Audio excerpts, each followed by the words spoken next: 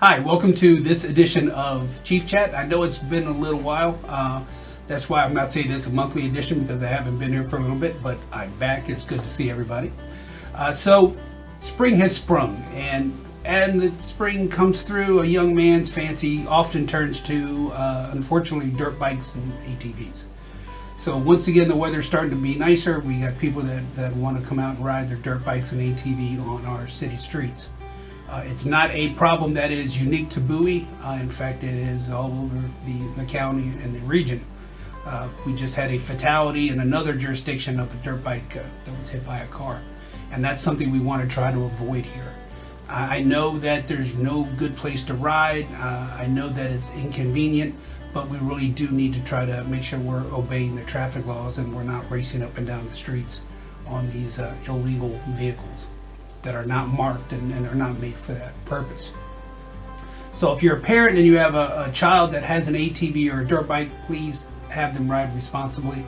If you're a neighbor or a resident that happens to know who some of these riders are, and they continue to do this, we encourage you to share that information. We are a little hamstrung on what we can do enforcement-wise. We are, of course, trying to keep an eye out. We are trying to stop them, but we don't chase for traffic. We don't chase the dirt bikes and the ATVs. It's dangerous to the officer, and it's dangerous to the public, and it's dangerous to the rider. And we really don't want anybody dying or being seriously injured. So it doesn't meet our criteria for a vehicle pursuit. But again, the more we can cooperate and try to curb this behavior, the better off everyone's going to be. Another thing that rises during the weather change are thefts from auto. We are starting to see a gradual increase in a couple spikes in our thefts from auto. So we please encourage you to, again, keep locking your doors, keep bringing your valuables inside so we can try to curtail that. And we are, again, doing some enforcement on the issue for that. But any kind of partnership or cooperation we can get from the public and some help from the public to reduce opportunity would be greatly appreciated. So we're also working on our annual report. Now it's not going to be as thick and wonderful and glossy as maybe 2020's was because COVID. We just didn't have the events that we usually have to give us those great pictures. But there is still a lot of good information in there. I encourage you to watch out for the link as it comes and to take a peek at it. Speaking of COVID, we are loosening up restrictions around the state. More things are open, people are more out and about, but we do encourage you to continue to wear your mask and practice social distancing, even if you've been vaccinated.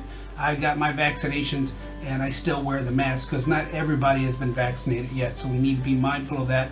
If you've been vaccinated, you can still be a carrier and bring it home to someone who has not been vaccinated. So please, let's just be a little more patient, and we're almost to this tail end, but let's ride this thing out and keep precautions up. Talking about starting to do some things, we do have a bike event, a ride with the chief and our officers on April 18th. Unfortunately, we've already filled all our slots. We have 28 people sign up for this on April 18th. We're really looking forward to seeing people. We're really looking forward to engaging the community again.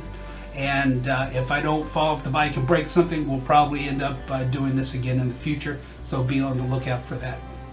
We also have our food pantry drive. We're trying to collect dry goods for the food pantry because, again, during this pandemic, people are in need much more than ever before. So we do have a drop-off until April 30th. That box is in our lobby, so please stop by if you can donate something, and let's fill that pantry up to the brim. Lastly, we do have our drug take-back event on April 24th from 10 in the morning till 2 in the afternoon. Being COVID-friendly, it is a drive-through event in our back lot here at the station. So you just drive by, get rid of those unwanted prescriptions, make sure that they're disposed of responsibly and not fall into anybody's hands or into our ecosystem. So please take full advantage of that. It's well attended. We usually get at least 3 gigantic garbage bags of old drugs, and that's the best way to do it. So again, it's great to be in front of you guys again. I'm hoping to be live with some people here eventually.